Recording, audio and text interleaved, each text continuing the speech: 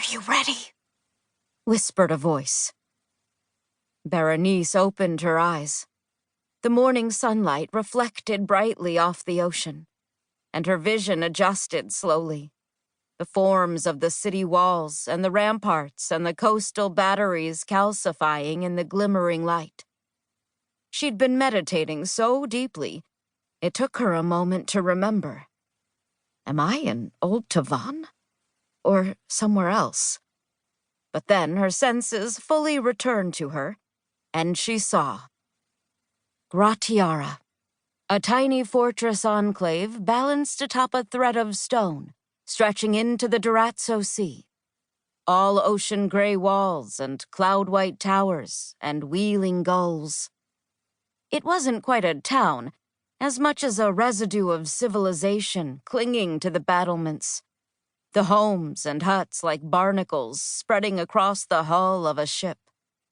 She watched as the little fishing boats trundled up to the piers, their sails pale and luminescent. They reminded her faintly of bat wings catching the first rays of dawn. Hell, Berenice said quietly. It's almost pretty. Almost. Claudia moved to stand next to her at the balcony. Her eyes hard and sharp under her dark metal helmet. Her voice whispered in the back of Berenice's thoughts, quiet but clear. How far we've fallen, to find a little shithole like this pretty. Yes, sighed Berenice. And yet it's up to us to save it. Claudia picked her teeth with a length of wood. Or at least the people here, anyways. She flicked her toothpick away.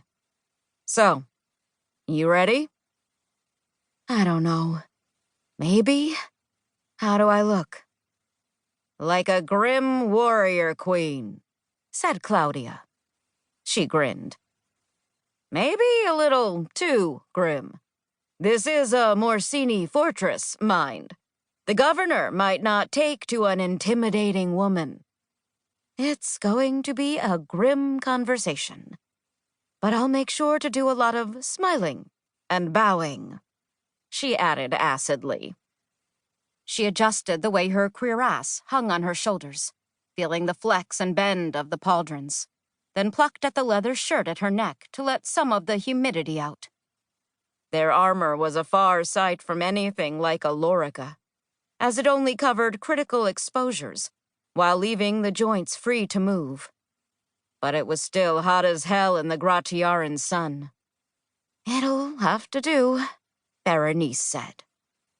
She slung her espringle over her back, then checked to make sure her scrived rapier was sheathed at her side. Are the espringles rigged up properly? We'll have to get within line of sight with them, said Claudia. She pointed to a small plate on her right pauldron, then the same on Berenice's armor. But they'll come to us when we call them. Good. Still think it's wise to bring weapons to this chat? I mean, they're going to make us disarm before we see the governor, yeah? Oh, almost certainly, said Berenice. But being asked to disarm is a terrific opportunity to show off how many armaments you're packing. How cynical. Claudia's grin flashed again. I approve. The winds shifted, and the reek of rot wormed into Berenice's nostrils, undoubtedly from the refugee camp sprawling beyond the city's fortifications. She slipped out her spyglass and glassed the camps on the hills to the northwest. It all made for a cruelly pointed contrast. The town of Gratiara remained more or less impeccable, its scrived coastal batteries huge and hulking along the sea. The towers of the innermost fortifications still tall and elegant, but mere yards from them lay field upon field of ragged tents and improvised shelters and spoiled waters. A reminder of how much the world had changed beyond this tiny fortress town.